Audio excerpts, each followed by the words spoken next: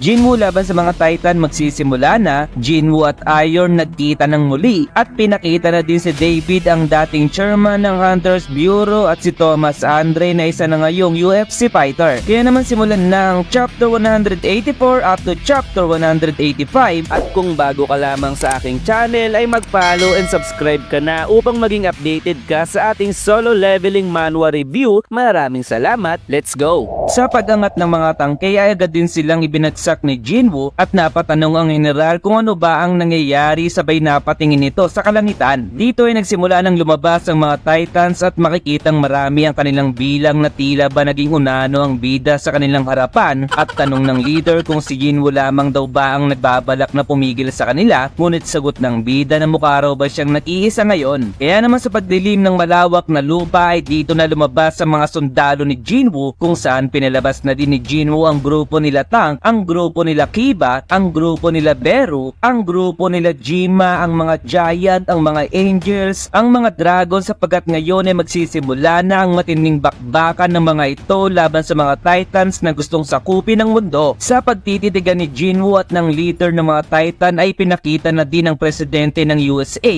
kung saan napapaisip ito sa nangyayari kung nasaan ang bida at tama daw kaya na iresolba nila ang bagay na ito nang hindi pinapaalam sa mga tao, pero mas mainam daw na itanong kung kaya ba nilang resolbahin ang mga nilalang na nagpakita sa kalangitan. Tanong ng president kung totoo daw ba ang sinabi ng general at sagot naman ni Harrison ay papaliwanag niya daw ang lahat sa kanilang conference room. Panoorin daw itong mabuti ng lahat kung saan ito ang kuha ng kanilang surveillance drone at napatanong sila kung sino daw ang lalaking nakatayo at ano raw ang ginagawa nito. Nasaan daw ang kanilang hukbo at ano raw ang ginagawa ng isang sibilyan sa gitna ng mga Titan, pero sagot ni Harrison na kahit siya mismo ay gusto niya itong malaman. Pinakitang naganda na si Kiba ng isang pag-atake kung saan siya ay nagbuga ng apoy patungo sa mga kalaban at makikitang binura ng apoy ni Kiba ang mga kalaban sa dinaanan nito. Ngayon ay nagtagisan na ng lakas ang mga Shadow Giants laban sa mga Titans habang si Jinwoo ay nagsimula ng sumugod at isa-isang pinapatay ang mga halimaw na bato gamit ang kanyang angking galing. Kasama niya dito ang kanyang mga dagger na matatalim na kahit ang iyong utin ay kaya nitong hiwain. Sinimulan niya ng balutan ng kanyang shadow ang kanyang mga dagger kung saan naging malahigante ang kanilang naging sukat at pinangatake ito ni Jinwoo sa kalaban para mas madali niyang mawasak ang mga kalaban na may katawan na bato. Nang malapit nang tumama ang mga dagger ni Jinwoo sa leader ng mga Titan ay sinangga niya ito gamit ang kanyang sandata at nasabing sa palagay daw ba ni Jinwoo na sapat na ito para siya ay talunin, pero biglang may napansin ng leader sapagat ang bida ay nasa kanyang itaas na at naghahanda ng isang pag-atake. Ngayon ay unti-unti nang lumalaki ang kamay ni Jinwoo at naging kamay ito ng isang higante na siyang pinang-ipit niya sa leader ng mga kalaban. Pagkababa ni Jinwoo ay sinabi ng leader na kahit ang isang maliit na planeta ay may kapakipakinabang na talento, subalit ang katotohanan daw na kailangan pang palakihin ni Jinwoo ang parte ng kanyang katawan para mailabas nito ang kanyang kapangyarihan ay isang patunay na sila ay nasa sinaunang panahon pa kung pag-uusapan ay ang lahi lamang. Sa kabila daw noon silang mga Titans ay kailangang paliitin ang kanilang sukat para mailabas nila ang kanilang tunay na kapangyarihan at tanging sila lamang ang nakakagawa nito. Kung naghahanap daw si Jinwoo ng kapatawaran ay tuto pa rin daw ito ng leader, pero bigla na lamang naputol ang kanyang ulo dahil sa ataking ginawa ni Bellion at pagkain sa katawan nito ng dragon. Tanong ni Bellion kung nakikipag-usap daw ba si Jinwoo sa kalaban, pero sagot ng bida na hindi, pero sa palagay niya raw ay masyado itong mayabang kung kaya't kailangan itong turuan ng special na leksyon. Kaya naman sagot ni Bellion na siya na daw ang bahala sa lahat at sabay-sabay niyang pinapatay ang mga natitira pang kalaban. Pagkatapos mapanood ito ng mga opisyal sa USA ay tanong ng isa kung nakikilala ba nila ang taong kumakalaban sa mga Titan,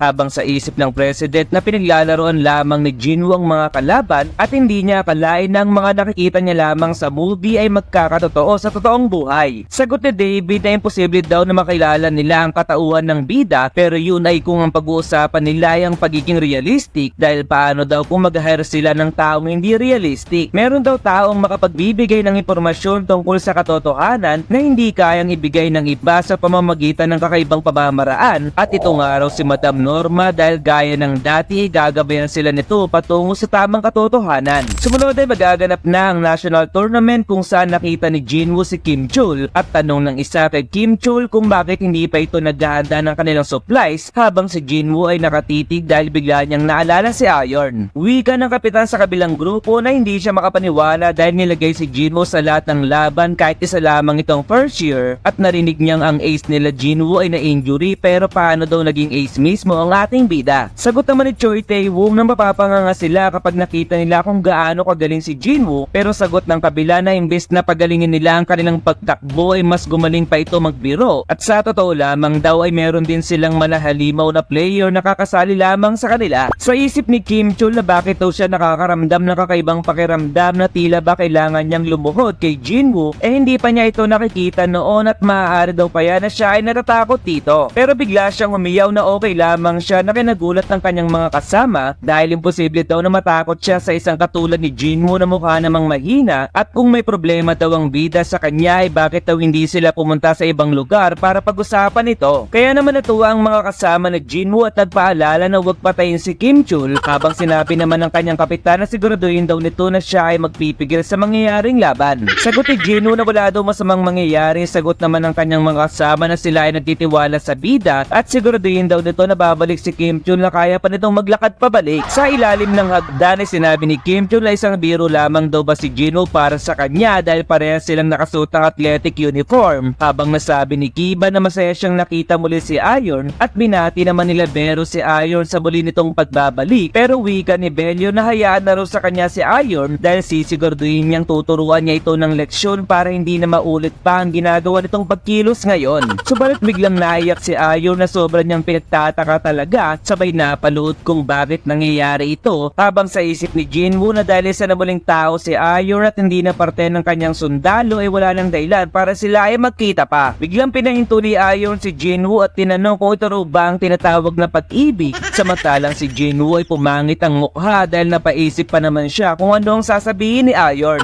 Gagamitin ni Jinwoo ang kanyang kapangyarihan upang manipulahin ang memorya ni Iron at inutos na sinubukan siyang awayin nito, pero nang malaman na anak siya ng kaibigan ng papa niya ay kinalimutan na lamang niya ang negatibong emosyon at simula ngayon ay mamumuhay daw ito ng mas mabait kaysa dati. Dahil kasama daw si Iron sa nagligtas ng mundo ay maging proud daw ito sa kanyang nagawa at pagkatapos noon ay nagkaroon na muli ng malay si Iron at nagtataka kung ano ba ang nangyayari sa kanya. Malapit nang magsimula ang preliminary competition habang sa isang bahay ay pinakita si David kung saan sinalubong siya ni Madam Norma. Naamoy ni David ang amoy ng pagkain at sagot ni Madam Norma na may bisita siya kanina at kung ganun daw pala ay magiging prangka na siya sa kanyang pakay, sabay aalis na din para hindi na siya maging istorbo pa. Sagot ni Madam Norma na pagkatapos siyang kitain ng taong kanyang tinutukoy ay hindi niya na kayang makita ang dati niyang nakikita at sagot ni David na ang tinutukoy daw ba nito ay yung sinasabi niya na God of Death. Sasagutin daw ni Madam Norma ang unang tanong ni David pero hindi sa pangalawa nitong tanong at natanong ni David kung paano daw nalaman ni Madam Norma ang kanyang itatanong at ang tinutukoy daw ba ni David kung paano niya nalaman ang itatanong nito kahit hindi niya na nakikita ang hinaharap. Ang isasagot daw ni Madam Norma ngayon kay David ay base sa nakaraan at tama daw ito dahil kilala niya ang taong hinahanap ni David. Subalit kahit ganun pa man ay hindi niya sasabihin ang kahit anong impormasyon sa taong ito at sagot ni David na alam naman daw siguro nito ang ginawa ng ating bida dahil maaring maging banta raw ito sa kanilang bansa. Yun daw mismo ang dahilan kung bakit wala siyang sasabihin dahil hindi raw ba nakita ni David ang video, habang sa isip ni David na nakita niya ito dahil nagawa ng isang tao na talunin ng mga halimaw at kahit nakakatakot ang kapangyarihan nito ay niligtas nito ang mundo. Maniniwala daw ba si David kung sasabihin niyang hindi ito ang unang beses na nangyari ang pangyayaring ito, tanong ni Madam Norma, at ang tinutukoy daw ba ni Madam Norma ay mga sakuna na siyang sumira sa mundo habang hindi sila aware dito. Maaari daw bang nangyari na ito sa nakaraan or maaaring tama daw ang sinabi ni Madam Norma, kaya naman si David ay handa nang umuwi at pagtatanong na ang tao daw ba na nagpakita sa video ay nakakasigurado daw ba si Madam Norma na hindi ito delikado at sagot ng manghuhula ay nakakasigurado raw siyang hindi ito delikado. Kung ganun daw pala ay kakalimutan niya ang sinabi ni Madam Norma na kilala niya ang bida at tanong ng babae kung gusto raw ba ni David ng cookies, pero sagot ni David na dadalaw siyang muli sa hinaharap. Biglang sinabi ni Thomas na hindi niya gusto si David at gusto raw ba nitong turuan niya ito ng leksyon, pero sagot ni Madam Norma na magkakaroon si Thomas ng problema sa oras na siya ay matanggal bilang fighter. Maaari daw ba siyang magtanong pa ng isang beses dahil tiyak na maraming tao ang namamatay sa mga aksidente, lalong lalo na sa kaso ng traffic accident, pero nagawa niyang mabuhay hanggang sa ngayon nang hindi na aksidente dahil sa tulong ng prophecy kung kaya't bakit daw siya niligtas ni Madam Norma. Sagot ni Norma na marami daw kasing ginawang kabutihan nabalian si Thomas sa dati nitong buhay at tanong muli nito na ang tinutukoy daw ba ni Madam Norma ay yung Thomas Andre na tinatawag bilang demon. Ano raw ang ginagawa ng lalaking nasa video para bumisita ang katulad ni David? Sagot muli ni Madam Norma na iniligtas daw kasi nito ang mundo, habang sa isip ni Thomas na minsan ay hindi niya alam kung nagsasabi pa ng totoo o hindi si Madam Norma, at kung ganun daw pala ay ano na ang ginagawa ngayon ng bayanang nagligtas ng kanilang mundo. At sagot ni Madam Norma na siya din ay napapaisip pero maaaring ini-enjoy daw nito ang kanyang pamumuhay. At tama ka Madam Norma, dahil ngayon ay may mababasa na naman dahil sa alindog ng 8 packs ni Papa Jinwoo.